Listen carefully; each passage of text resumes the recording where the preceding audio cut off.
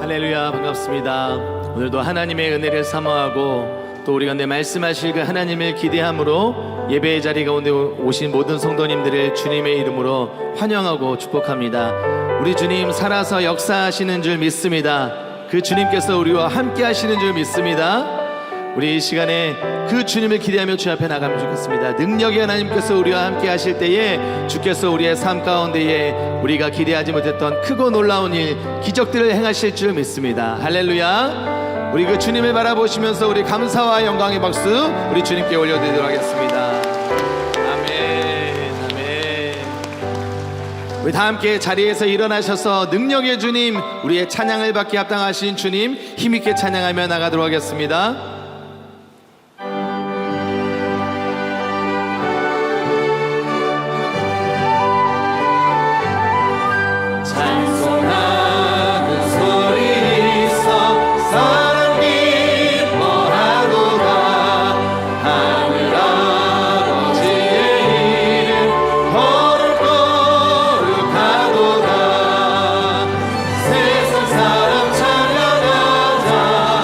거룩한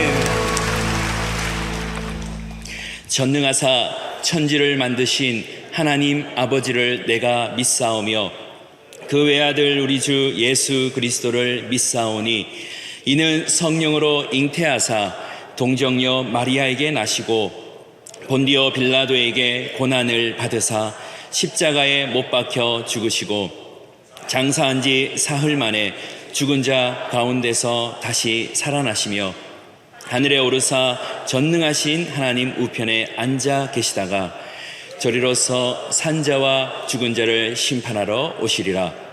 성령을 믿사오며 거룩한 공회와 성도가 서로 교통하는 것과 죄를 사하여 주시는 것과 몸이 다시 사는 것과 영원히 사는 것을 믿사옵나이다. 아멘.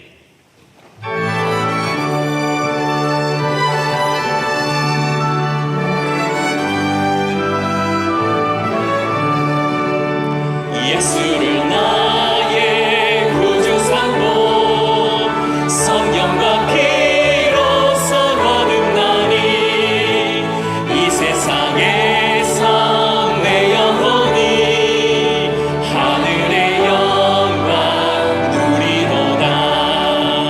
이것이 너의 간증이요 이것이 나의 찬송일세.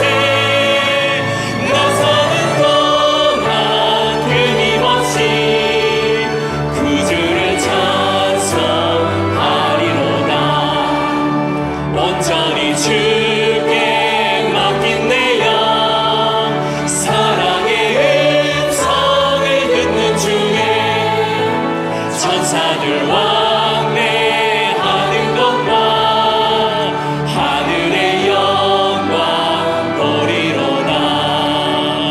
이것이 너의 간증이요 이것이 나의 찬송일세.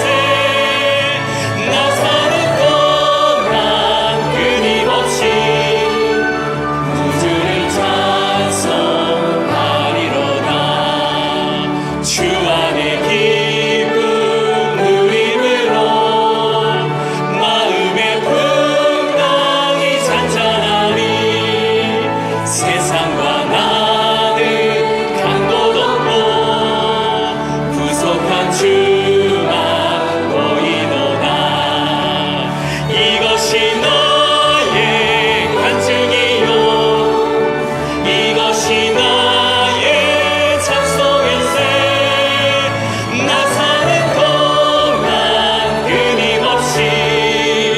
구주를 찬송 주 안에 기쁨 누림으로 주 안에 기쁨 누림으로 마음의 풍랑이 잔잔하니 세상과 나는 간 곳 없고 구속한 주만 보이도다. 이것이 너의 간증이요 이것이 나의 찬송일세. 나 사는 동안 끊임없이 구주를 찬 이것이 나의 간증이요 이것이 너의 간증이요 이것이 나의 찬송일세. 나 사는 동안 끊임없이 구주를 찬송하리로다. 은혜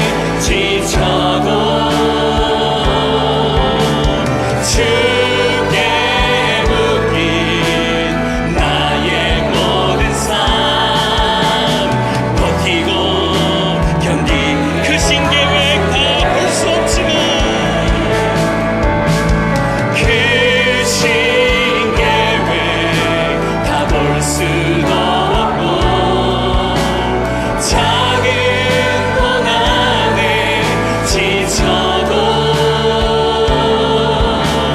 주께 묻기 나의 모든 삶 버티고 견디게 하시네. 은혜 아니면 살아갈 수가 없네. 나의 모든 것 다 주께 맡기니 참된 평안과 위로 내게 주신 주 예수. 오직 예수 은혜 아니면 살아갈 수 없네. 은혜 아니면 살아갈 수가 없네. 나의 모든 것 다 주께 맡기니 참된 평안과 위로 내게 주신 주 예수. 오직 예수뿐이네. 우리 시간 마음을 모아 함께 기도하기를 원합니다. 오늘 주님 외에는 참된 평화와 위로가 없는 줄 믿습니다.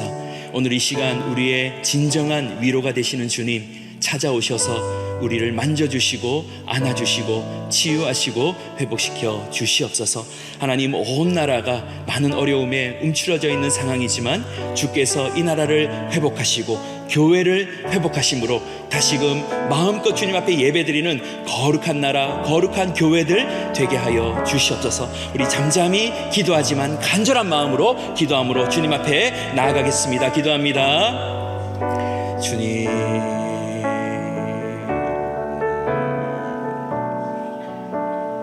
하나님 앞에 나왔습니다. 주님의 은혜가 필요합니다. 주님 외에는 답이 없습니다. 하나님, 우리에게 위로와 회복을 허락하여 주시옵소서. 개인에게, 가정에게, 교회에, 나라에, 온 열방 가운데에 하나님의 다스림이 있기를 원합니다. 하나님, 만져주시고 안아주시고 덮어주시기를 원합니다. 하나님, 주님 외에는 평화가 없습니다. 주님 외에는 만족이 없습니다. 주님 외에는 안락이, 안식이 없음을 고백합니다. 주님 외에는 위로가 없습니다. 주님, 이 예배를 통해 우리에게 위로의 하나님으로 찾아와 주시옵소서. 회복의 하나님으로 찾아오시고 온 열방을 치료하시는 하나님으로 찾아와 주시기를 원합니다. 엘샤다이 전능의 하나님 찾아오셔서 모든 불가능을 가능케 하여 주시고 역전의 하나님으로 회복의 은혜를 덧입혀 주시기를 원합니다. 이 한 시간 잠잠히 기도하지만 간절한 마음으로 기도하는 우리의 간구를 들으사 하늘로부터 응답하여 주시옵소서. 신령한 은혜를 부어 주시옵소서. 하나님 아버지, 감사합니다. 이 시간 기쁨으로 주님께 나와 예배 드릴 수 있게 하시니 감사합니다. 오늘 예배를 통해 한 주 동안 살면서 지치고 상하고 통회하고 두려워하는 심령이 있다면 주께서 안아주시고 만져주시고 품어주시고 덮어주시고 회복시켜 주시기를 원합니다. 하나님, 온 나라가 지금 어려움 가운데 있습니다. 하루속히 모든 어려움이 사라지고 다시 힘있게 비상하는 대한민국 또 한국교회 되게 하여 주시옵소서. 우리 기성세대가 다음 세대의 자녀들에게 살기 좋은 나라, 하나님을 섬기는 나라를 물려줄 수 있는 우리 모두 되게 하여 주시옵소서. 하나님, 이 나라를 주께서 친히 다스려 주시기를 원합니다. 하나님, 세상이 다스리는 그런 법안이 아니라 하나님이 친히 다스리는 그런 법이, 하나님의 말씀이 이 땅 가운데 넘칠 수 있도록 주님, 이 나라의 왕이 되어주시고 주권자가 되어 주시옵소서. 가정마다 주께서 보존하여 주시고 자녀들이 밝은 대한민국을 만들어가며 살아갈 수 있도록 주여 이 나라를 축복하사 붙들어 주시옵소서. 이 시간 예수님의 이름으로 모이는 모든 예배 초소마다 한국교회와 열방과 선교지마다 동일한 주의 은혜가 임할 수 있도록 은혜를 더하여 주시옵소서. 모든 것 주님 앞에 의탁드리며 예수님의 이름으로 기도합니다. 아멘. 오늘 우리에게 주시는 하나님의 말씀은 마가복음 2장 5절부터 12절까지 말씀입니다. 마가복음 2장 5절에서 12절 말씀, 신약 성경 54면에 있습니다. 예배 중이라도 마스크를 착용해 주시면 감사드리겠습니다. 마가복음 2장 5절에서 12절 말씀 봉독합니다. 예수께서 그들의 믿음을 보시고 중풍병자에게 이르시되 작은 자야 내 죄사함을 받았느니라 하시니 어떤 서기관들이 거기 앉아서 마음에 생각하기를 이 사람이 어찌 이렇게 말하는가 신석모독이로다. 오직 하나님 한 분 외에는 누가 능히 죄를 사하겠느냐. 그들이 속으로 이렇게 생각하는 줄을 예수께서 곧 중심에 아시고 이르시되 어찌하여 이것을 마음에 생각하느냐. 중풍병자에게 내 죄사함을 받았느니라 하는 말과 일어나 내 상을 가지고 걸어가라 하는 말 중에서 어느 것이 쉽겠느냐. 그러나 인자가 땅에서 죄를 사하는 권세가 있는 줄을 너희로 알게 하려 하노라 하시고 중풍병자에게 말씀하시되 내가 내게 이르노니 일어나 내 상을 가지고 집으로 가라 하시니 그가 일어나 곧 상을 가지고 모든 사람 앞에서 나가거늘 그들이 다 놀라 하나님께 영광을 돌리며 이르되 우리가 이런 일을 도무지 보지 못하였다 하더라. 아멘.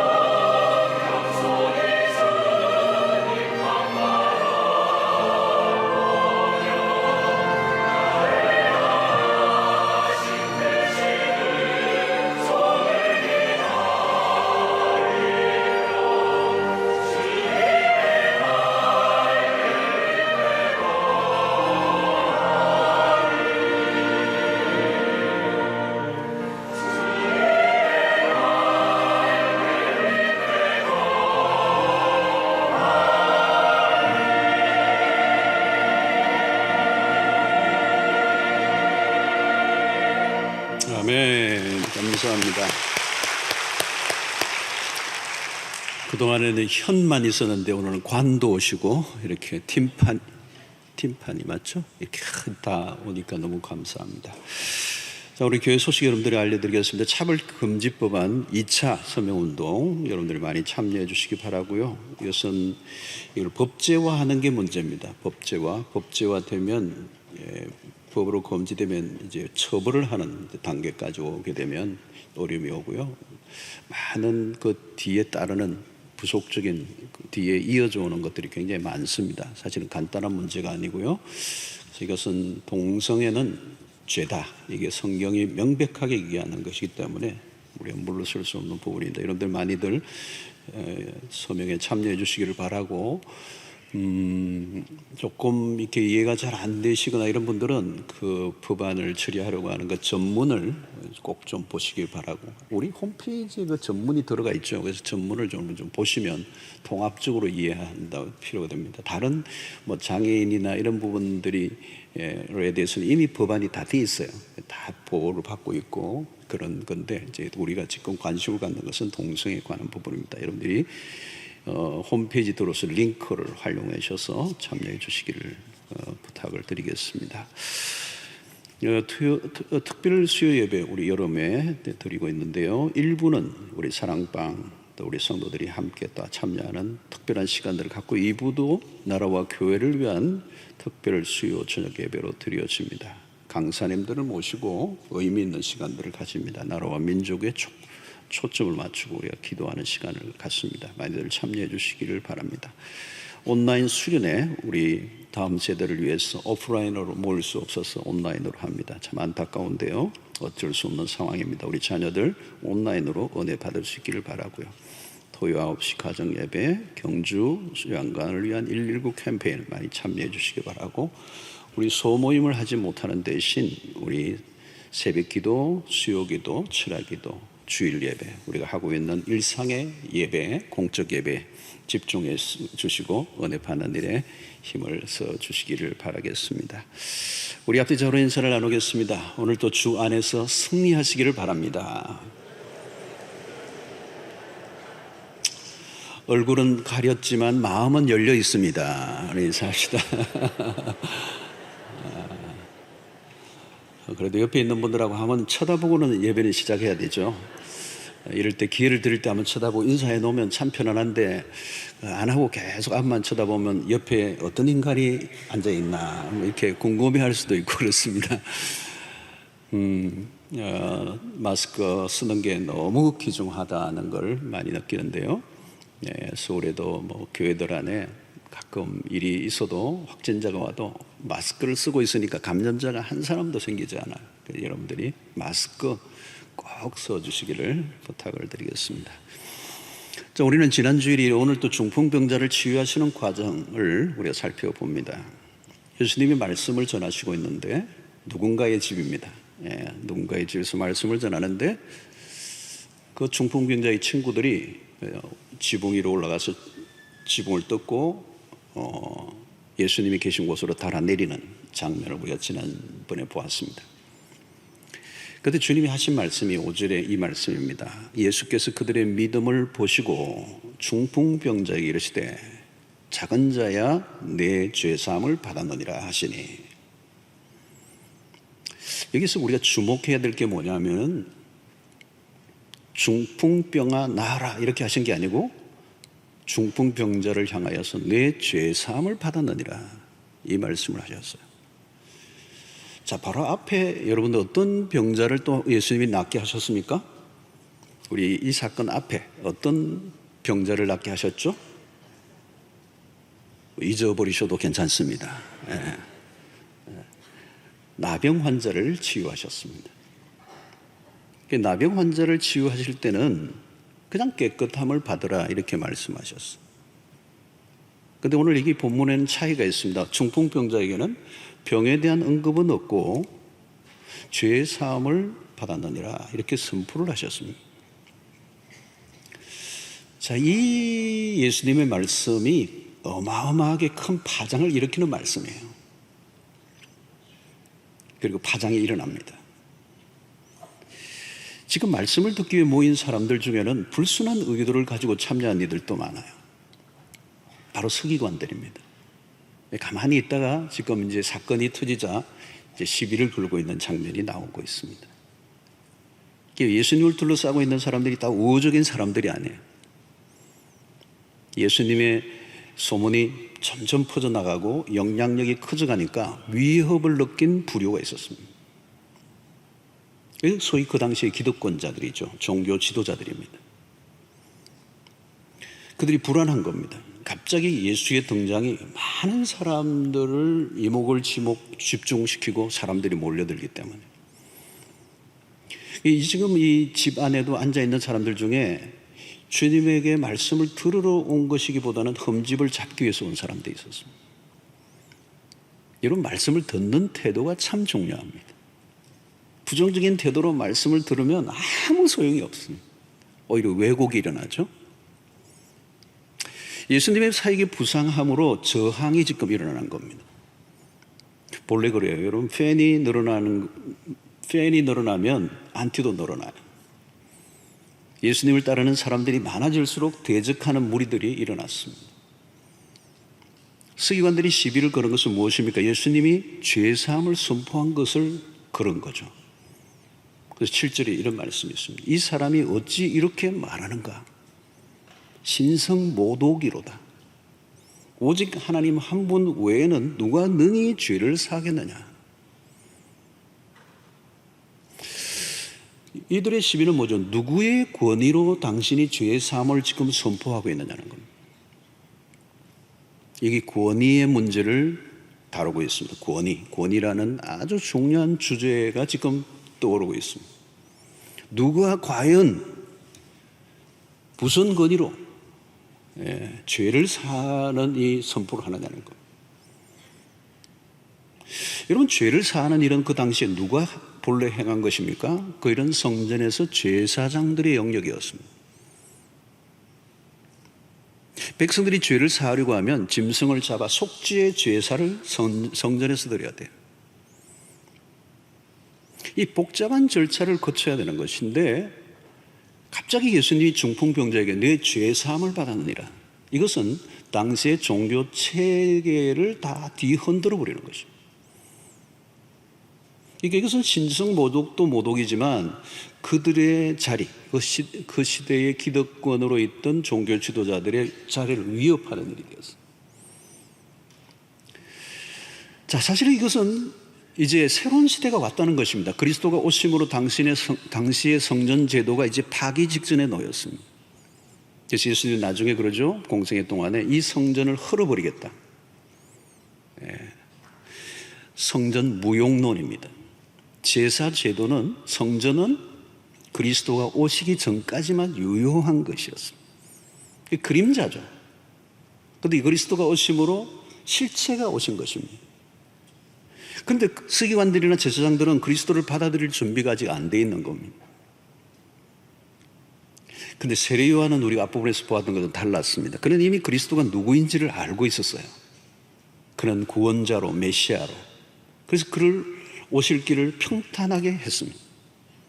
사람들이 그리스도에게 몰려오고 이목이 집중될 때, 그리고 자기의 제자들마저 예수에게로 몰려갈 때 흔들리지 않았습니다. 그리스도와 자신의 관계를 바르게 설정했기 때문에 그는 흥하여야 하겠고 나는 쇠하여야 하리라. 그리스도를 위해 기꺼이 자신의 자리를 내어놓습니다. 그러나 당시 제도권에 있던 제사장들이나 바리새인들과 서기관들은 자기의 자리를 위협하는 예수를 그냥 둘 수가 없었어요. 예수가 돌풍을 일으키시자 질투한 것입니다. 그리고 정적으로 본 것이죠. 그리스도를 메시아로 본 것이 아니라 없애야 할 공공의 적으로 보았습니다. 여러분, 언제나 그렇습니다. 하나님의 나라가 임할 때 사탄의 나라가 맞습니다. 하나님의 나라가 임할 때 사단의 왕국이 위기를 느끼죠. 위축을 느끼고 그 세계에 반항을 하는 것입니다. 오늘은 복음서를 통해 첨예한 이 전쟁을 계속 보게 될 것입니다. 그래서 공생의 출발에서부터 사단은 예수에게 태클을 겁니다. 여러분, 사단이 무엇을 싫어하는가 하면 그리스도가 증거되는 것을 싫어해요. 교회가 왕성하게 일어나는 것을 거부합니다. 1세기를 보면 교회가 강력하게 일어났을 때 로마의 황제들이 위협을 느낍니다. 그래서 교회를 핍박하기 시작하죠. 그래서 유명한 로마의 10대 박해가 있습니다. 참혹하게 그리스도를 죽이는 거. 그게 위협으로 느낀 거죠. 주변에 아주 소수의 사람들의 예수를 따르는 추종자들의 모임이 아니라 이런 거세게 몰아붙이는 이 복음의 능력을 보고 두려움을 느껴서 핍박을 하는 거예요. 그러나 3세기에 이르면 로마의 황제 콘스탄티누스가 로마를 기독교를 공인하는 일이 일어납니다. 그때부터 핍박이 사라져버려요. 기독교를 공인해버렸기 때문에. 자, 여러분, 그때부터 기독교를 따르는 사람들이 소수가 아니고 다수가 됩니다. 예수를 믿으면 손해를 보고 핍박하던 시대는 지나가고 예수를 믿는 사람들이 수혜를 잊기 시작합니다. 여러분, 기독교가 약화될 때가 바로 그때부터 약화되는 거예요. 요즘 코로나 팬데믹으로 어려움들이 좀 있습니다. 또 교회 나가는 것도 은근히 방해하는 사람들도 있다고 그래요. 모이는 것들이 어려움을 겪을 줄은 몰랐습니다. 그러나 여러분, 이렇게 좀 힘들고 아직 핍박 그런 건 없잖아요. 근데 기독교로는 어려움이 올수록 기독교의 신앙은 꽃을 피워요. 좋은 환경을 달라고 기도하지 말고요, 좋지 않은 상황 속에서 우리의 믿음이 더 순수해지고 정금같이 믿어지는 은혜가 있게 되기를 축원합니다. 여러분, 개인적으로도 어려움이 올 때 기도가 막 불타잖아요, 그죠? 혹시 요즘 기도하는데 자꾸 졸면 어려움이 없어서 그래요. 아무튼 복음이 순수히 전해지도록 마귀가 그대로 두지 않아요. 주님의 교회를 흔들어 놓고 교회를 핍박하는 일들이 얼마든지 일어날 수가 있습니다. 교회의 대적자들은 늘 일어납니다. 그래서 복음서를 따라가다 보면 이런 일을 우리는 계속 보게 될 것입니다. 자, 오늘 일어난 이 충돌 장면, 서기관과 예수님의 충돌 장면은 이제 시작입니다. 앞으로 강화될 것입니다. 자, 한 장 더 넘어가면 몇 장이죠? 3장 6절을 보면 이런 말씀이 나와요. 바로 그 다음 장인데요, 벌써 굉장히 압박감이 심해요. 바리새인들이 나가서 곧 헤롯 당과 함께 어떻게 하여 예수를 죽일까 의논하니라. 섬찟하죠. 그들은 예수를 죽일 공모를 합니다. 십자가로 가는 도상까지 불꽃 튀는 영적 전쟁이 벌어집니다. 악의 연대가 뚜렷해져요. 핍박과 적대적인 일들이 공모를 통해 일어납니다. 여러분, 진리를 따라 살아가고 복음이 왕성하게 일어나면 그때부터 이미 반대자들이 일어나기 시작해요. 박해가 있다는 것은 교회가 살아있기 때문이에요. 교회는 역사 앞에 늘 도전을 받아왔습니다. 교회도 그렇지만 개인의 신앙도 언제나 도전들과 맞서 싸워야 됩니다. 마귀는 그냥 순순히 예수 믿고 신앙생활 하도록 내버려 두지 않아요. 예수의 사역과 마귀의 사역은 큰 평행선을 긋듯이 함께 가고 있습니다. 대적과 반대를 이상하게 여기면 안 됩니다. 요한일서 3장 13절에 보십시오. 형제들아, 세상이 너희를 미워하여도 이상히 여기지 말라. 당연하다는 거예요. 베드로전서 4장 12절에 보니까 사랑하는 자들아, 너희를 연단하려고 오는 불시험을 이상한 일 당하는 것 같이 이상히 여기지 말고 그랬어요. 이상한 일들이 많이 일어난다는 겁니다. 지금 일어난 일이 아니에요, 여러분. 본래부터 있었던 일이 반복입니다. 놀라지 마십시오. 사실 사람들이 대놓고 반대하고 핍박하는 것을 그렇게 두려워할 필요는 없어요. 그것은 실체가 분명하고 분별이 쉽기 때문이에요. 근데 교모하게 파고 들어오는 유혹은 무서운 겁니다. 마귀가 뿔을 달고 나타나면요, 그냥 마귀죠, 그냥. 근데 광명한 천사로 나타나면 어려워요. 적인지 아군인지 정체를 숨기기 때문에 싸우기가 어려운 것입니다. 오늘 이 시대가 그런 때입니다. 분별력이 필요한 때죠. 자, 서기관들의 공격은 한마디로 무엇입니까? 다시 7절 읽으면 이거예요. 이 사람이 어찌 이렇게 말하는가? 신성모독이로다. 이 신성모독이라는 것은 가장 큰 죄예요. 지금 예수님이 신성모독을 하고 있다는 거예요. 자, 이러면 이들은 그리스도가 누구인지를 몰랐던 거죠. 그리스도가 누구이십니까? 그리스도는 이미 마가가 독자들에게 알려주고 있습니다. 마가를 복음을 시작하면서 1장 1절에 하나님의 아들 예수 그리스도의 복음의 시작이라. 멋있죠? 분명하게 마가는 이 마가복음을 시작하면서 이 얘기를 해요. 11절에 뭐라고 얘기합니까? 하늘로부터 소리가 나기를 너는 내 사랑하는 아들이라. 내가 너를 기뻐하노라 하시니라. 이 그리스도는 하나님의 아들이라는 거예요. 여러분, 이 하나님의 아들이라는 말은 뭔가 하면 그리스도가 하나님이시다는 거예요. 사람의 아들은 사람이죠. 하나님의 아들은 하나님이세요. 자, 본문에서도 주님이 하나님이심을 증거하는 대목이 있습니다. 8절에 보니까 그들이 속으로 이렇게 생각하는 줄을 예수께서 곧 중심에 아시고 이르시되 어찌하여 이것을 마음에 생각하느냐. 자, 이 8절을 통하여 이 본문 안에서 그리스도가 하나님이심을 알려줘요. 왜요? 서기관들이 속으로 생각하는 것까지 다 알고 계세요. 하나님은 모든 것을 아십니다. 우리의 깊은 생각까지도 흔히 들여다보십니다. 오늘도 여러분이 예배 드리시는데 예배 드리는 이 모습을 보시지만 예배 드리고 앉아 계시는데 지금 집에 가 계신 분 생각은 그거 다 알고 계시는 거예요. 여러분, 아무도 그리스도를 속일 수가 없습니다. 그리스도는 하나님이십니다. 공생의 내내 서기관들이나 바리새인들은 당신이 하나님의 아들이냐를 시비를 걸었어요. 주님의 아들 되심, 이 정체성을 흔들려고 한 것입니다. 40일 금식 후에 찾아온 마귀도 예수님의 정체성을 흔들어 놓으려고 했죠. 마귀의 공격은 그거예요. 너가 하나님의 아들이어던 이 돌들을 떡이 되게 하라. 두 번째도 마찬가지예요. 내가 하나님의 아들이어던 성전 꼭대기에서 뛰어내리라.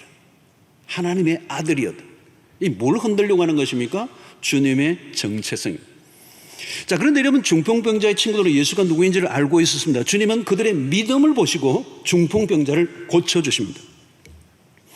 자, 그들의 믿음은 장애물과 어려움 속에서도 포기할 수 없었던 이유는 예수에 대한 믿음이 있었기 때문입니다. 자, 주님은 당신을 어떻게 그러면 소개하고 있습니까? 오늘 10절에 보니까 그러나 인자가 땅에서 죄를 사하는 권세가 있는 줄을 너희로 알게 하려 하노라 하시고 중풍병자에게 말씀하시되. 자, 여기에서 매우 중요한 단어가 하나 나와요. 그 단어는 뭐냐면 인자라는 단어입니다. 자, 인자라는 단어는 마가복음 안에서도 많이 등장합니다. 특별히 마가복음 핵심 구절인 10장 45절이 있는데요. 인자가 온 것은 섬김을 받으려 함이 아니라 도리어 섬기려 하고 자기 목숨을 많은 사람의 대속물로 주려 함이니라. 여러분, 여기 인자라는 단어는 주로 구속을 위해 오셨음을 강조할 때 사용하는 단어예요. 육체를 입고 오신 그리스도가 인간의 죄를 대신하여 죽으시는, 특별히 그 죄의 문제를 해결하기 위하여 오셨음을 강조할 때 이 인자라는 호칭을 자주 사용하셨습니다. 그러니까 이 인자는 결국은 죄의 문제와 연결이 돼요. 십자가와 연결이 됩니다. 성도 여러분, 주님은 인간의 죄를 해결하기 위하여 오셨습니다. 주님이 오신 목적이에요. 자, 마태복음 1장 21절 유명한 구절입니다. 그죠? 한번 읽어보겠습니다. 시작. 아들을 낳으리니 이름을 예수라 하라. 이는 그가 자기 백성을 그들의 죄에서 구원할 자십니다. 여러분, 성경의 구절들이 중요한 게 많지만 이런 구절들은 정말 선명한 말씀입니다. 아들을 낳으리니 이름을 예수라 하라. 이는 그가 자기 백성을 그들의 죄에서 구원할 자이심이라 하더라. 여러분, 그리스도는 단순한 설교가나 치료자가 아닙니다. 구원자라는 구원자. 주님이 죄 사함을 받았느니라 이 선포하신 것은 무엇을 의미합니까? 죄 사함을 받아야 온전한 치유가 일어난다. 주님은 병의 치유보다 죄의 용서를 더 귀중하게 여기셨어요. 실제로 근원적으로 거슬러 올라가면 죄와 질병은 연결되어 있습니다. 모든 질병은 아담의 범죄로부터 출발한 겁니다. 주님은 중풍병자의 질병만 보신 게 아니고 그 사람의 영혼의 치유를 바라보셨어요. 많은 사람들은 병 자체가 낫는 것에 집중을 합니다. 그런데 여러분, 이 병 낫는 것이라는 것은 사실은 굉장히 일시적이에요. 그러나 죄의 문제는 영원의 문제입니다. 영원의 문제. 예수님은 중풍병자를 보시면서 가장 본질적인 것을 다루셔요. 주님은 질병으로 고통하는 자들을 바라보시면서 고통의 진정한 원인은 죄의 문제라는 것을 알려주고 계시는 겁니다. 그러므로 그리스도가 십자가를 지신 목적, 그것은 우리의 죄를 용서하기 위하여. 자, 여러분, 주님이 중풍병만 낫게 하시고 죄사함을 선포하지 않았다면 치유사역은 큰 의미가 없습니다. 그래서 이 사건을 통하여 주님이 의도하시는 것은 인간에게 진정한 필요가 뭐냐는, 인간이 느끼는 필요와 주님이 느끼시는 필요에는 차이가 있었습니다. 내 죄의 사함을 받았느라는 이 말씀은, 이것은 아무나 할 수 있는 일이 아니에요. 주님만이 하실 수 있는 일입니다. 그래서 그 주님은 중풍병자의 가장 필요, 주님은 중풍병자가 몸으로 인해 찾아오는 고통보다 더 큰 고통이 죄로부터 오는 고통이라는 것을 알고 계셨기 때문에 주님은 그 죄의 문제를 지금 다루고 계시는 것입니다. 그래서 오늘 10절의 말씀을 우리가 다시 보면, 그러나 인자가 땅에서 죄를 사하는 권세가 있는 줄을 너희로 알게 하려 하노라 하시고 중풍병자에게 말씀하시되, 사람들은 병 낫는 것을 기적이라고 얘기합니다. 그러나 물론 기적이죠. 병 낫는 것 기적입니다. 그러나 진짜 기적은 죄의 사함을 받는 일입니다. 죄의 사함을 받는 일은 병 낫는 것보다 훨씬 더 어마어마한 일이에요. 작은 일이 아니에요. 거대한 일입니다. 여러분, 모든 세상의 종교는 역시 죄를 다룹니다. 불교도 죄를 다뤄요. 다 죄를 다룹니다. 그러나 인간의 힘으로 죄를 해결하는 길은 없습니다. 아무리 선을 행해도, 어떤 고행을 해도 죄의 문제를 해결할 수는 없습니다. 여러분, 종교개혁가인 마틴 노트는 이 종교개혁을 하기 전에 그런 끝없는 고민과 갈등과 번민 속에 살았어요. 그 이유가 뭐냐면 죄의 문제입니다. 아무리 수행을 해도 선배 사자에게 고해 성사를 매일 털어놓아도 이 죄의 문제, 이 죄책감이 해결이 안 되는 거예요. 여러분, 일반적으로 가지는 상식적인 관점은 죄를 지었으면 죄의 대가를 치러야 합니다. 그런데 무슨 죄주로 인간이 스스로 죄의 대가를 치를 수 있는가? 이게 마틴 루터의 고민이었어요. 그런 죄 문제를 하기로 해서 처절한 시간을 보냅니다. 처절한 시간을 보내요. 근데 해결이 안 돼요. 왜 해결이 안 되죠? 죄는 인간의 편에서 해결할 수 있는 문제가 아니기 때문에. 여러분, 구약시대는 한시적으로 제사제도를 하나님이 허락하셔서 죄사함을 받는 길을 열어놓으셨어요. 그래서 우리는 레위기, 구약 성경 읽기 참 힘든 레위기를 보면 전부 다 제사제도에 관한 것입니다. 이스라엘의 공동체의 중심부에 뭐가 있느냐면 성전이 있고 제사제도가 있어요. 이 제사제도는 온전히 인간의 죄사함을 받기 위해서, 그래서 죄지은 자를 대신하여 흠없는 수소나 양이나 염소를 성전으로 가져가 그 사람을 대신하여 그 짐승이 죽게 함을 통하여 속죄의 의식을 가졌습니다. 그러니까 이것은 간단한 일이 아니에요, 여러분. 제사제도를 통한 이 속죄의 방식은 이스라엘 역사 속에 1400년간이나 지속이 되었습니다. 성전의 제사장들이 하는 일은 뭘까요? 백성들이 그 짐승을, 흠없는 어린 양을 가져오면 그 짐승을 제사장과 그 바치는 사람이 함께 안수를 해서 제단에 잡아서 피를 뿌리는 거예요. 그러니까 여러분, 제사장은요 항상 그 옷이 피로 가는, 범벅이 가는 거예요. 짐승의 피로. 짐승의 피를 흘리는데 그 짐승이, 그 피는 결국은 그 사람의 죄를 대신하여 죽는 피예요. 그런데 이 한 번의 제사로 영원한 죄가 해결되는 게 아니에요. 죄는 계속 짓기 때문에 일평생 짐승의 피가 필요했고 제사를 드려야 했어요. 그러니까 이게 1400년간 성전을 중심으로 해서 이스라엘 백성들이 자신의 죄를 용서 안 받기 위해서 바친 짐승의 숫자가 얼마나 되겠습니까? 그 피가 얼마나 많았겠어요.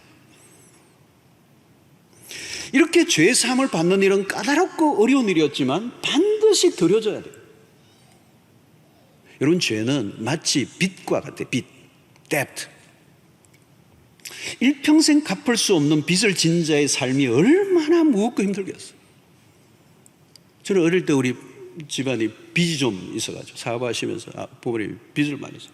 빚만 하면 저는 막 지금 생각해도 막 온몸이 막 매일 그 사진관 아저씨 그분은 막 매일 우리 집에 찾아와가지고 똑똑똑 들이면 우리 부모님들이 나보고 나가라. 내가 인물이 받쳐준다고 그러는지 모르지만 나가라. 내 부모님 없다고 그래요. 뭐 부모님 없다고 그래요.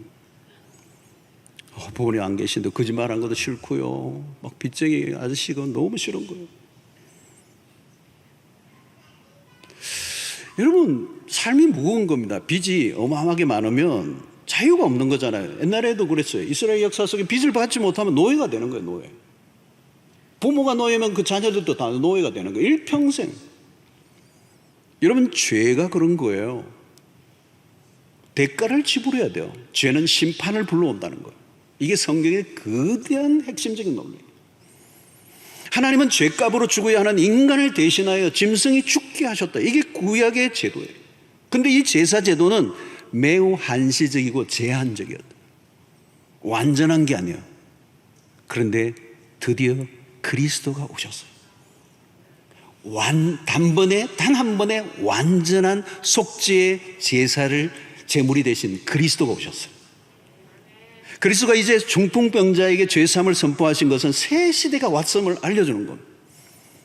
죄로 죽은 영혼을 영원히 살게 하신 것. 여러분, 예수 믿고 구원받는 이 안에 뭐가 있어요? 죄사함의 구원. 우리가 누군가를 도울 때가 있습니다. 질병의 문제이든 경제적인 문제든 우리가 뭘 도와요. 그죠? 아프리카 땅을 돕기도 하고 사람의 박스를 만들어서 이웃을 돕기도 하는데 이 긍휼 사역입니다. 교회가 많은 일을 하기도 하지만 그러나 교회가 해야 될 가장 본질적인 사역은 딱 하나로 압축됩니다. 바로 오늘 예수님이 중풍병자에게 선포하셨던 죄 사함을 받았느니라. 이 사죄의 은총, 이 복음의 한가운데 있는 것. 이것이 그리스도가 십자가에 죽으신 이유예요. 하나님의 편에서 치르신 가장 값비싼 대가, 그 아들을 속죄의 제물로 드리셔서 인류의 죄를 해결해 주시는 문제. 그러므로 죄의 사함을 받는다는 문제는 뭐냐면 하나님과의 관계를 풀어내는 일이에요. 여러분, 요즘 코로나로 인하여서 치료제, 백신 개발에 여러 나라가 지금 총력을 기울이고 있습니다. 그러나 여러분, 전문가들에 의하면 백신 개발만으로 해결되지 않아요. 이번에 이 바이러스에 대한 백신이 나오면 좋죠. 근데 또 다른 바이러스들이 너무 많아요. 또 출현해요. 그래서 생태계 백신 이런 얘기들을 하고 있습니다. 다시 말하면 우리의 오늘날의 지구촌을 둘러싼 이 생태계의 문제가 또 다른 바이러스를 끊임없이 배출할 수밖에 없는 구조와 환경이 되어 있다는 것. 그러므로 더 빨리 더 강한 바이러스가 오늘 지구를 강타할 가능성을 우리는 갖고 있다는 것.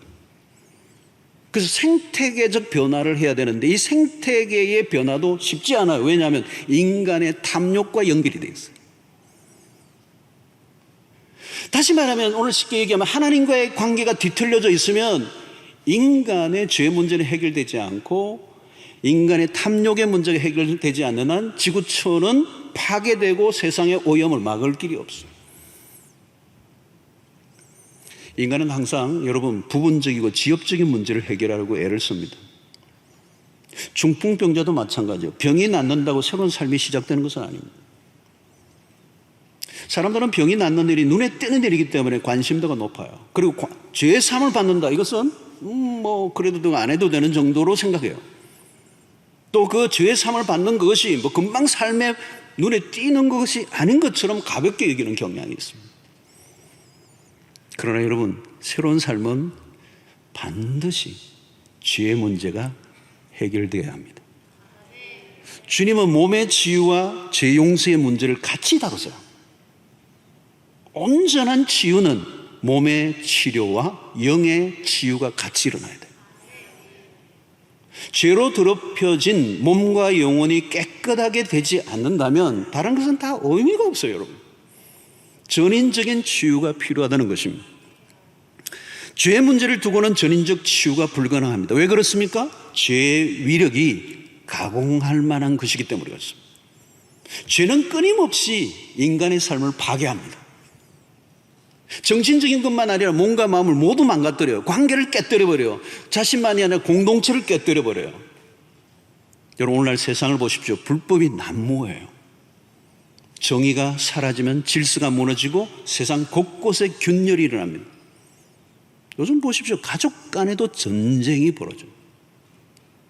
때로는 국가 간에도 전운이 감돌고 있어요. 어디든 평화가 없어요. 지금. 수많은 이슈들이 등장하고 각자의 기준으로 판단하고 정죄하고 전쟁을 치르고 있습니다. 갈수록 더 복잡해지겠죠. 그래서 이런 성경의 세 가지 재앙이 전쟁과 기근과 전염병이에요. 대표적인 게. 그런데 이거 들여다보면요, 전쟁과 기근과 전염병은 따로따로 떨어진 재앙이 아니고 연결되어 있어요. 그 안에 뭐가 있어요, 여러분? 동일한 것은 인간의 죄가 숨어 있다는 거예요. 우리가 고통하는 코로나 팬데믹도 인류에게 무엇인가 강력한 메시지를 주고 있습니다. 인간의 죄와 무관하지 않다는 거예요. 창세기 3장에 시작된 죄의 역사는 인류를 비참한 상태에 빠뜨렸습니다.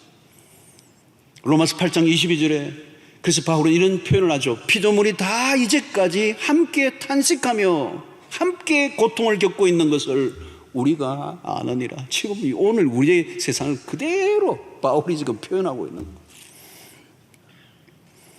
이런 세상에 그리스도만이 진정한 치유자가 되십니다. 예수 백신이 최상의 해결책인 줄로 믿습니다. 세상에 문제가 많고 인간이 가진 문제들을 우리가 다 풀 수가 없습니다. 우리가 세상의 문제를 어떻게 다 해결할 수가 있습니까? 해결할 능력도 없습니다. 그러나 주님이 우리에게 보여주시는 분명한 하나의 이슈는 죄 사함의 문제. 중풍병자를 바라보시면 주님이 집중하시는 건 죄 문제입니다.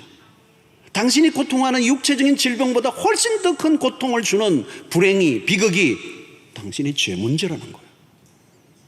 그래서 그 병 낫는 것으로부터 주님이 병 낫는 문제가 아니라 죄 사함의 문제를 선포하고 있습니다.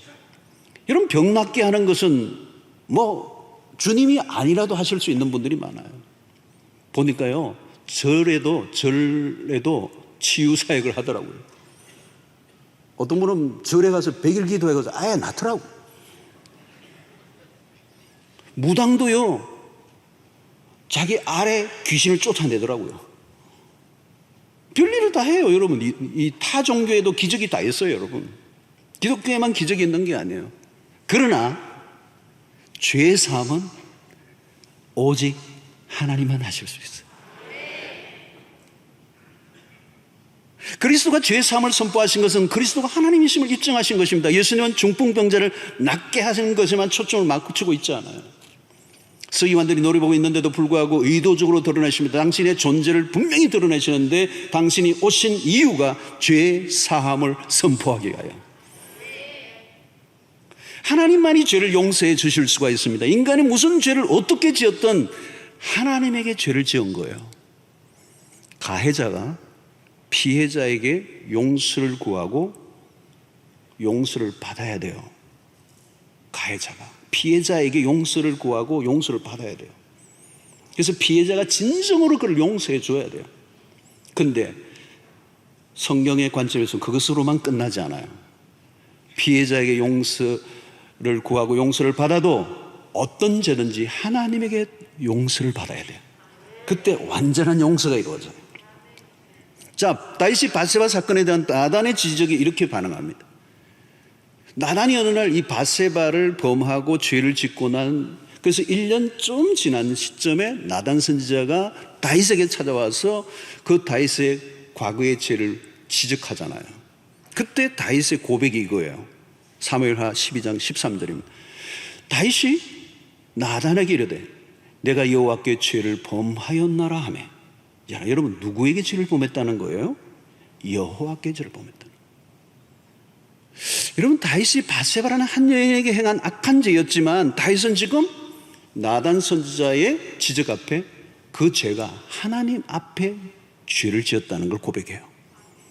어떤 죄라도 하나님에게 죄를 짓는 것이고 하나님의 용서를 받아야 됩니다. 그래서 어떤 사람은 이 바세바 사건의 이 간음죄를 간음죄로만 보지 않아요. 1계명부터 10계명까지 다 어겼어요. 하나하나 따져보면 다 범한 거예요. 여러분 그리스도는 죄를 사할 수 있는 권세를 가지신 유일하신 분이십니다. 우리가 그리스도에게 나아가는 이유는 뭐냐? 죄의 사함을 받기 위하여. 우리가 해결해야 될 문제는 뭘까요? 죄의 문제예요. 우리가 항상 초점을 놓치지 말아야 하는 것은 죄의 문제입니다. 곁길로 빠지지 말아야 합니다. 그리스도가 누구이십니까? 왜 주님에게로 나오는 것입니까? 왜 교회를 다니는 것입니까? 죄를 사하시는 구원자이신 예수가 필요하기 때문에. 여러분 죄의 문제를 해결받으셨습니까? 교회를 아무리 다녀도 이 죄의 문제를 해결하지 않는 한 우리의 삶은 달라지지 않습니다. 자신의 죄 문제를 그대로 두고 무엇을 한다고 해도 아무 의미가 없어요. 여러분. 뭐 대단한 일을 하는 것 같은데 자신의 죄 문제를 해결하지도 않은 상태 속에서 무슨 대단한 일을 한다고 하는 거예요. 주님은 중풍병을 보신 게 아니라 죄를 보신 게 이게 정확한 관점입니다. 여러분 우리에게 많은 문제가 있지만 주님이 보시는 관점은 죄 문제입니다. 내가 죄의 사함을 받아야 된다는 겁니다. 이게 너가 사는 길이라는 거예요. 여러분 다른 것들은 세상에서도 얼마든지 일어나고 할 수 있는 게 많아요. 그러나 죄의 문제는 안 돼요. 오직 그리스도 밖에는 죄를 사는 권세가 없기 때문에. 그래서 우리가 주님 앞에 나온 것입니다. 하나님으로부터 용서를 받는 은혜가 있게 되기를 축원합니다. 여러분 주님 앞에 죄의 용서를 받는다는 말은 뭐냐 하면 그때부터 비로소 우리는 하나님에게 받아들여지는 존재가 된다는 거예요. 하나님에게 받아들여지는 존재가 될 때 우리가 무슨 일이 일어나는가? 그때 기쁨이 넘치는 거예요. 평강이 넘치는 거예요. 행복감이 일어나는 것이죠. 자유가 오는 거예요. 자유가 오는 것입니다. 여러분 다 갖추고 있고 출세하고 성공했는데 왜 칩칩하고 삶이 깔끔하지가 않고 기쁨이 없고 뭔가 우울하고 삶이 무거운가요? 딴 게 아닙니다. 여러분 죄의 문제입니다. 죄의 용서함을 여러분들 오늘 이 아침에 받기만 하면요 여러분 날아갈 겁니다. 날아갈 거예요. 몸이 막 붕붕 뜨는 것 같은 자유함이 올 것입니다.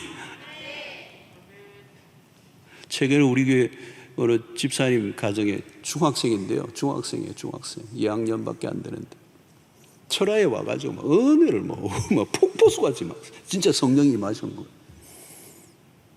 최근에도 철화 마치고 나서 기도하는 시간에 얘가 그냥 떼굴떼굴 구르는 걸 정도로 막 통곡을 하는 거예요. 통곡을. 그 부모들이 얘가 갑자기 왜 이렇게 그냥 통성을 이거 그냥 통곡을 하니까 너무 이렇게 하니까 나중에 물어봤더니 지은 죄가 많아가지고 14살 정도밖에 안 되는데 뭘 지은 죄가 많은지 모르는데 초등학교 때부터 이게 지은 죄를 다 좀 부끄러운 얘기를 다 털어놓더래요. 그리고 그 아이에게 그 회개하면서 그 가정 안에 회복의 역사가 일어나는데 와 가정이 부흥이 임한 거예요. 부흥이 임한 거. 이전에 한 번도 경험하지 못했던 그 가정의 회복의 역사가 일어나요. 사랑하는 성도 여러분, 죄 사함의 은혜가 얼마나 놀라운 것인지 우리가 주님에 나온 이유가 그겁니다. 교회 10년 20년 아무리 다녀도 죄 용서함의 기쁨을 맛보지 못했다면 헛다닌 겁니다. 헛다닌 것. 주님이 오늘 중풍병자에게 죄사함을 받아라. 이것이 가장 본질적인 교회가 해야 할 일. 교회를 나오신 목적이 그거예요. 오늘 11절 12절을 보고 마치겠습니다. 여러분, 내가 내게 이르노니 일어나 내 상을 가지고 집으로 가라 하시니, 여러분, 이 상은 어떤 상입니까? 자기가 중풍병으로 깔아뭉개고 있던 그 상이에요. 자기 등과 붙어있는 직립인간으로 걸어다녀야 할, 활동해야 될 사람이 들어누워서 아무것도 못하는 무기력한 인생, 죄 때문에. 근데 주님 뭐라고? 그가 일어나 곧 상을 가지고 모든 사람 앞에서 나가거늘. 그들이 다 놀라 하나님께 영광을 돌리며 이르되 우리가 이런 일을 도무지 보지 못하였다 하더라. 사람들이 깜짝 놀라고 모든 사람들이 하나님께 영광을 돌리는 것입니다. 주님은 제사함을 선포하실 뿐만 아니라 중풍병자를 완전히 낫게 하셨습니다. 일어나 내 상을 가지고 집으로 돌아가라. 사랑하는 성도 여러분, 그리스도를 만날 때 죄의 문제를 정확하게 해결받고 나의 죄를 씻기는 예수의 피밖에 없네. 이 복음이에요. 이 복음. 중풍병자처럼 지금까지 누워있던 인생이라면 이제 자기의 침상을 들고 일어나 주님의 능력을 경험하고 자유인으로 살아 다른 사람의 신세를 지고 살았던, 피해를 입히고 살았던 인생이 아니라 이제는 다른 사람을 돕고 섬기는 주님의 나라의 일꾼이 되는 이 위대한 역사가, 죄의 문제가 그리스도로 인하여 풀려지게 될 때 해결될 줄로 믿습니다. 오늘 여러분, 이 죄 사함의 은혜, 모두가 그리스도 안에서 누리는 은혜가 있게 되기를 주의 이름으로 축원합니다. 하나님 아버지, 오늘도 우리에게 주신 말씀을 통하여 그리스도의 보혈의 능력을 경험하고 죄 사함의 은총을 누리게 하여 주시고 죄로부터 자유하여 참된 기쁨을 누리며 주의 백성답게 살아가는 은총을 더하여 주시옵소서. 예수님의 이름으로 기도하옵나이다. 아멘.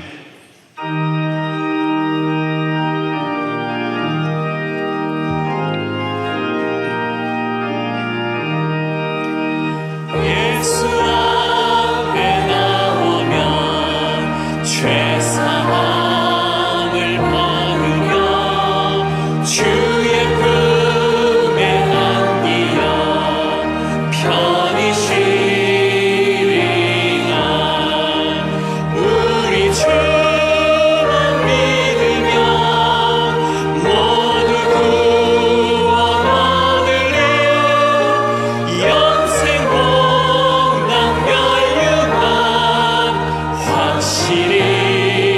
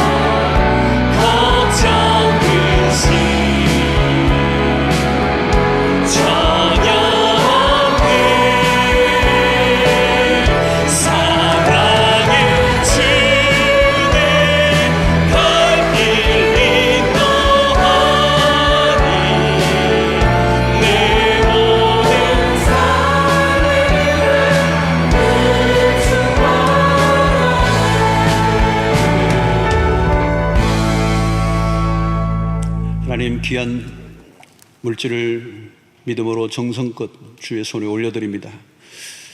복음을 아직도 듣지 못하는 수없는 영혼들에게 증거되는 일에 귀하게 쓰여지는 물질들 되게 해주시고 드린 손길들을 기억하시며 우리 모든 생업에 복을 주시기를 원합니다. 우리의 땀과 노력으로만 살아갈 수 없는 이 어려운 환경 속에서 하늘문을 활짝 열어주심으로 주님이 주실 그 복을 막을 자가 없게 하여 주시고 이 기근과 흉년의 때에 더 잘되게 하셨던 그 하나님의 역사가 우리의 삶 가운데 임하게 하여 주시옵소서. 우리는 믿음으로 살게 하시고 눈에 보이는 것에 급급하며 안타까워하고 불안해 살아가지 않게 하시고 믿음의 법칙을 따라 살아가 하나님이 살아계심을 생생하게 경험하는 일상이 되게 하여 주시옵소서. 오늘도 하나님은 살아계시는 줄로 믿습니다. 우리의 삶의 모든 것을 통치하시고 다스리시는 하나님이심을 믿사오니 우리가 조금도 의심하지 않고 기도하며 우리의 이 어려운 시대를 믿음으로 뚫고 나가는 전천후 그리스도인들 옹골찬 신자들 되게 하여 주시옵소서. 하나님 아버지, 오늘 또 연약한 주의 백성들 어루만져 주시기를 원합니다. 육체 모든 질병, 정신적 질병 주님 한번 만져주셔서 깨끗하게 되는 역사가 일어나 주를 위하여 살게 하여 주시옵소서. 가정, 직장, 사업, 진로, 결혼, 취업 모든 것 주의 손에 의탁합니다. 주의 권능의 팔로 다스려 주시옵소서. 오늘도 주를 위해 수고하는 많은 일꾼들 주님 집에 거하며 수고하는 그 복이 얼마나 큰가를 누리게 하여 주시옵소서. 이제 돌아가는 발걸음은 지켜주시고 이제 모이는 교회가 아니라 흩어지는 교회로 우리를 보내신 곳곳에서 빛과 소금의 역할을 감당하며 살게 하여 주시옵시고 주의 권능의 팔로 우리를 붙잡아 주시옵소서. 예수님의 이름으로 기도하옵나이다. 아멘. 이제는 우리 주 예수 그리스도의 놀라우신 은혜와 하나님의 크신 사랑과 성령의 교통하심이 죄 사함의 은총을 누릴 뿐만 아니라 이 복음을 듣지 못하고 죽어가는 수없는 영혼들을 향하여 이 기쁜 소식을 증거하며 살기로 결단하고 돌아가는 주의 백성들 머리 위에 지금부터 영원토록 함께 있을지어다. 아멘.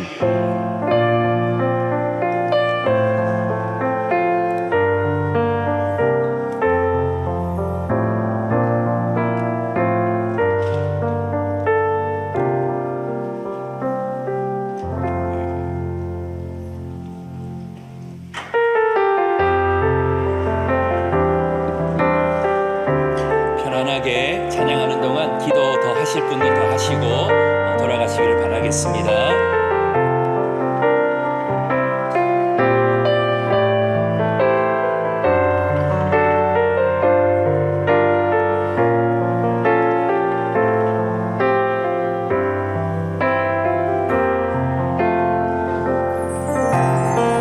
세상을 살아가는 동안에 나의 힘을 의지할 수 없으니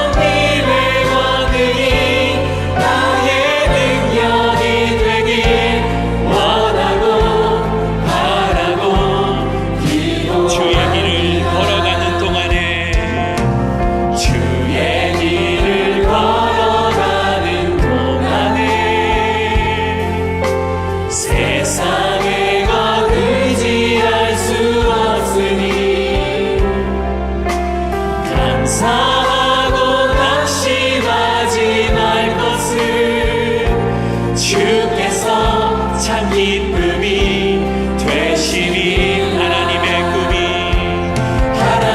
꿈이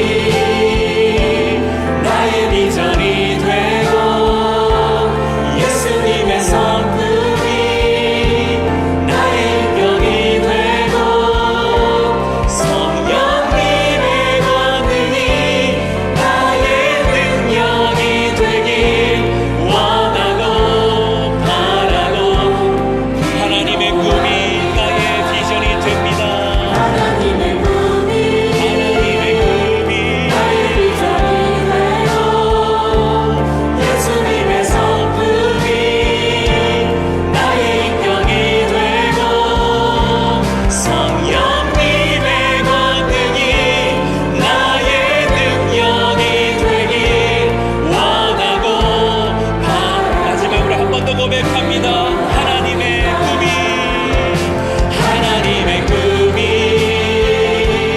나의 비전이 되고 예수님의 성품이 나의 인격이 되고 성령님의 권능이 나의 능력이 되길 원하고 바라고 기도합니다. 하나님의 꿈이